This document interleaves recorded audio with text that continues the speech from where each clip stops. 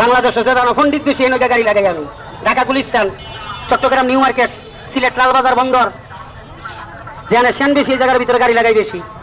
বেশি চালাকের গু 3 জায়গায় লাগে, আর বেশি চালাক ধরা খায় বেশি।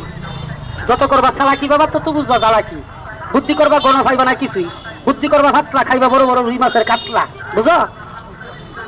এই দেখো, এই ফলটা বেশি বেশি খাইবা। হাই প্রেশার রুগীরা যারা আছেন তারা এই ফলটা বেশি বেশি খাবেন। এই যে ফলটা, এটা ঘরে রেখে দিবেন। এটা খাইতে পারলে উপকার আছে, ক্ষতি হইব না আপনার। এটা ঘরে রাখবেন। আমি আরেকটা গাছের নাম বলে দিই, গাছটা বাড়িতে রাখবেন না। এই গাছটা বাড়িতে রাখলে ঝগড়া বিবাদ বেশি হয়।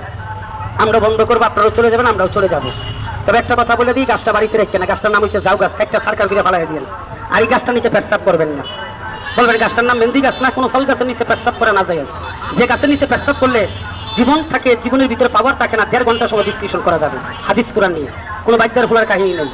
এটা আল্লাহ নিজে ব্যাখ্যা করেছে। আমাদের দিনের রাসূল প্রতিষ্ঠান করে দিয়ে গেছে উম্মতের জন্য। গাছটা চিনছেন? এই দেখেন গাছটা, এই গাছের নিচে জীবনে ভুল করে কখনো পেশাব